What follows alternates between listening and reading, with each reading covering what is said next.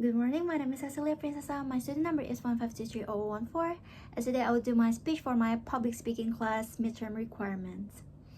But before I start, I want to ask you a question. If you think about a future technology, what pops up in your mind? Is it a flying car, a teleport machine, or a virtual reality? Well, do you know that at least one of these already exists in our meantime, which is the virtual reality or the VR?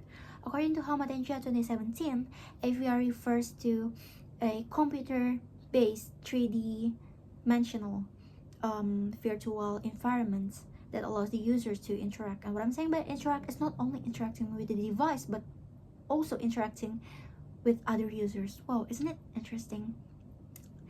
It also has 4 key elements. The first one is that it is computer based, computer generated, of course. And then the second one is the sense of presence of being in a virtual world.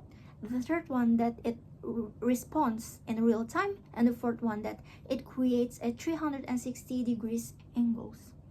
So there are 2 main categories in of the VR. The first one is non-immersive VR, where the user sits in the very central and they will be surrounded by a lot of screens.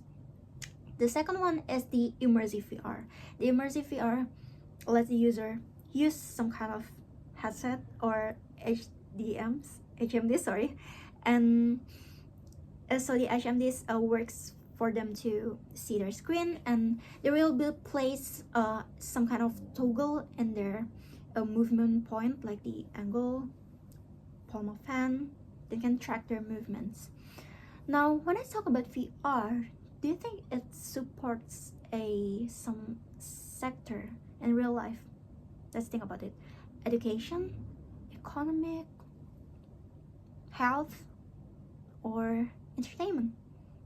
Wow, entertainment is actually the most popular sectors that the VR has already been rapidly evolving.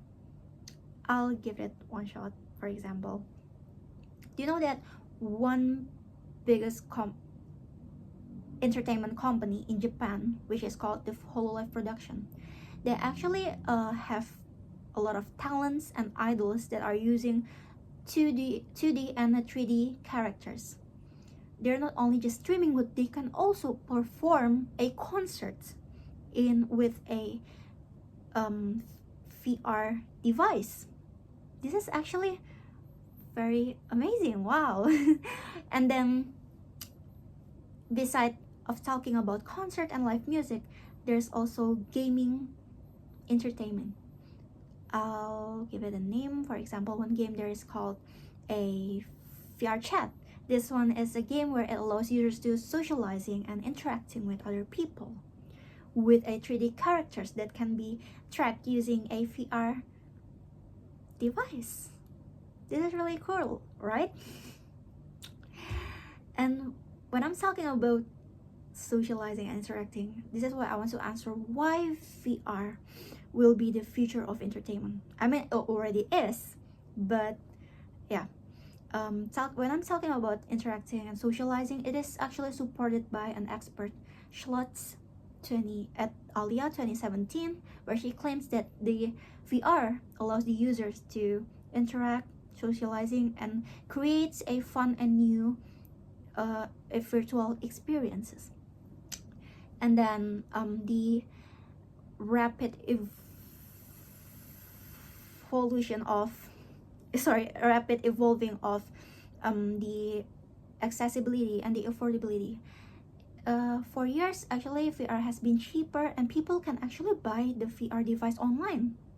And then the third one, that it gives you a cultural experience of socializing with other people, that you can know other cultural. But however, this can be quite challenges for this meantime. For example, that the VR itself can lead to cyber sickness. Actually, some people complain of feeling nauseous and dizziness of playing too long, of using VR, and then the lack and the delay of the movement, the track. And then the third one is wait, let me think about it. And the third one is how it is limited to some people. What I'm talking about is that a VR is actually requires a open up space, so some people with a small house might be quite difficult of using a VR. Yes, however, it is only for a meantime, but I believe in the future the VR itself will develop as how we use a smartphone, and I still believe that a VR will be entirely a future of our entertainment. And that's it for my speaking. Thank you so much for listening. See you.